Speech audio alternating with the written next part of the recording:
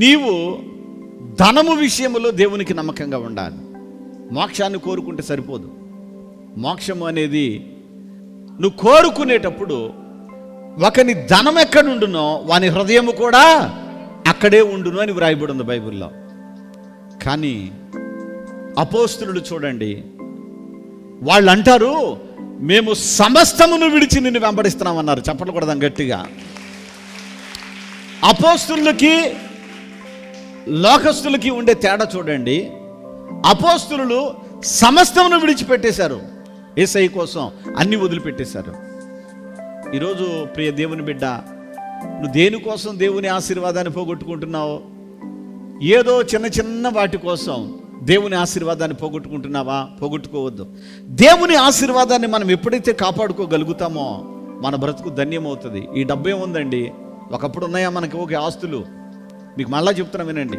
మనిషికి డబ్బు ఎంత అవసరం అని అంటే, ఈరోజు బ్రతికున్నాం, ఈరోజు మనం తినడానికి కావలసిన ఆహారం ఉండాలి, ఈరోజు బ్రతికున్నాం, ఈరోజు కట్టడానికి కావలసిన బట్ట ఉండాలి, ఈరోజు బ్రతికున్నాం, ఈరోజు సమృద్ధిగా ఉండాలి.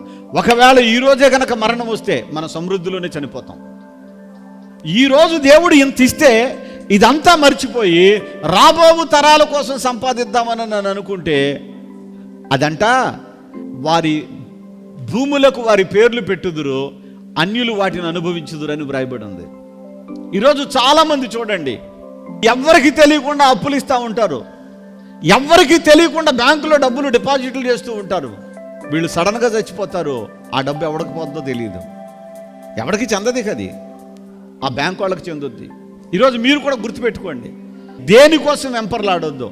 నీకేం కావాలో అన్నీ దేవుడు ఇస్తాడు. నువ్వు దేవుని నమ్మావు, విశ్వాసం ఉంచావు, విడిచిపెట్టడు. గుర్తుపెట్టుకోండి, మళ్ళా చెప్తున్నా, నువ్వు దేవుని మీద విశ్వాసం ఉంచండి.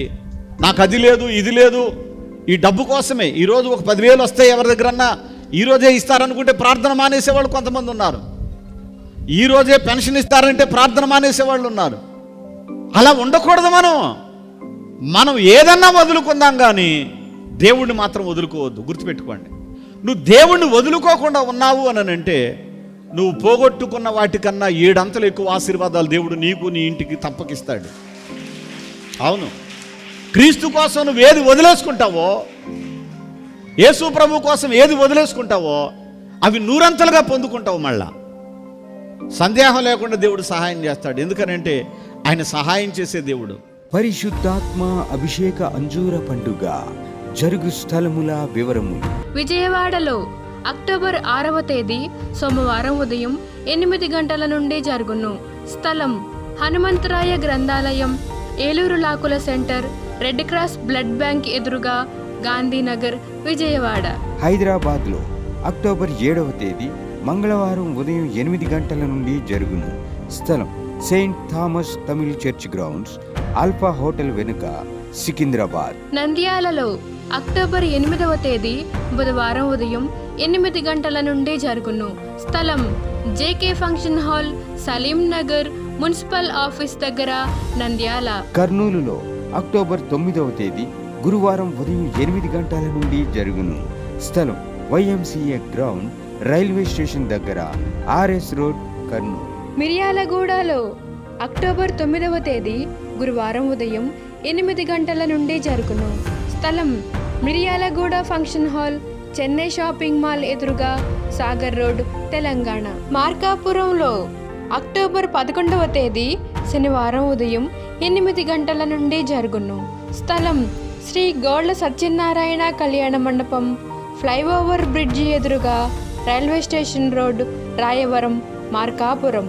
అడ్డాడలో అక్టోబర్ 12వ తేదీ ఆదివారం ఉదయం 9 గంటల నుండి జరుగును. స్థలం సిలువ మిషన్ స్వస్థతశాల, గుడివాడ పామర్రు మధ్యలో, అడ్డాడ. ఒంగోలులో అక్టోబర్ 13వ తేదీ సోమవారం ఉదయం 8 గంటల నుండి జరుగును. స్థలం కాపు కళ్యాణ మండపం, బస్టాండ్ దగ్గర, ఒంగోలు. నెల్లూరులో అక్టోబర్ 14వ తేదీ మంగళవారం ఉదయం 8 గంటల నుండి జరుగును. స్థలం GPR గ్రాండ్, ముత్తుకూరు గేటు దగ్గర, మినీ బైపాస్ రోడ్, నెల్లూరు. మాచేర్లలో అక్టోబర్ 14వ తేదీ మంగళవారం ఉదయం 8 గంటల నుండి జరుగును. స్థలం మానకొండ కళ్యాణ మండపం, మున్సిపల్ ఆఫీస్ దగ్గర, మాచర్ల, పల్నాడు జిల్లా. డోన్లో అక్టోబర్ 15వ తేదీ బుధవారం ఉదయం 8 గంటల నుండి జరుగును. స్థలం లక్ష్మీ ఫంక్షన్ హాల్, కొత్త బస్ స్టాండ్ ఎదురుగా, డోన్. నరసరావుపేటలో అక్టోబర్ 16వ తేదీ గురువారం ఉదయం 8:30 గంటల నుండి జరుగును. స్థలం Paradise function hall, Ravipadu road, hotel 7 ఎదురుగా, నరసరావుపేట, పల్నాడు జిల్లా. పెద్ద డోర్నాలలో అక్టోబర్ 16వ తేదీ గురువారం ఉదయం 8 గంటల నుండి జరుగును. స్థలం కల్వరి స్వస్థతశాల, పోస్టాఫీస్ వెనుక, కర్నూలు రోడ్, పెద్ద డోర్నాల. గుంటూరులో అక్టోబర్ 19వ తేదీ ఆదివారం మధ్యాహ్నం 3 గంటల నుండి జరుగును. స్థలం LEM high school ground, lodge centre, Brodipet, Guntur. తాడేపల్లిగూడెంలో అక్టోబర్ 20వ తేదీ సోమవారం ఉదయం 8 గంటల నుండి జరుగును. స్థలం Renuka function hall, flyover bridge ఎదురుగా, కొండయ్య చెరువు రోడ్, కడగట్ల, తాడేపల్లిగూడెం. వినుకొండలో అక్టోబర్ 21వ తేదీ మంగళవారం ఉదయం 8 గంటల నుండి జరుగును. స్థలం గంగినేని గార్డెన్స్, నరసరావుపేట రోడ్, పల్నాడు జిల్లా. వైజాగ్లో అక్టోబర్ 21వ తేదీ మంగళవారం ఉదయం 8 గంటల నుండి జరుగును. స్థలం సుబ్బలక్ష్మి కళ్యాణ మండపం, శ్రీకన్య థియేటర్ ఎదురుగా, railway new colony, Subbalakshmi Nagar. కాకినాడలో అక్టోబర్ 22వ తేదీ బుధవారం ఉదయం 8 గంటల నుండి జరుగును. స్థలం కొండబాబు గారి కళ్యాణ మండపం, MSN చారిటీస్ ఎదురుగా, జగన్నాథపురం, కాకినాడ.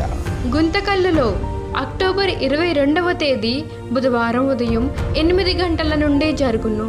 స్థలం మహేంద్ర కళ్యాణ మండపం, Tilak Nagar, SLV theatre road, Guntakal. ఆదోనిలో అక్టోబర్ 23వ తేదీ గురువారం ఉదయం 8 గంటల నుండి జరుగును. స్థలం international function hall, 2 town police station ప్రక్క రోడ్, SKD కాలనీ, ఆదోని. ఏలూరులో అక్టోబర్ 26వ తేదీ ఆదివారం మధ్యాహ్నం 2 గంటల నుండి జరుగును. స్థలం Subhalekha convention, Kandrikagudem centre, Chintalapudi road, Eluru. రాజమండ్రిలో అక్టోబర్ 27వ తేదీ సోమవారం ఉదయం 8 గంటల నుండి జరుగును.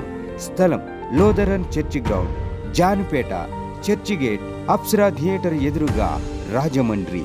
అనంతపురంలో అక్టోబర్ 27వ తేదీ సోమవారం ఉదయం 8 గంటల నుండి జరుగును.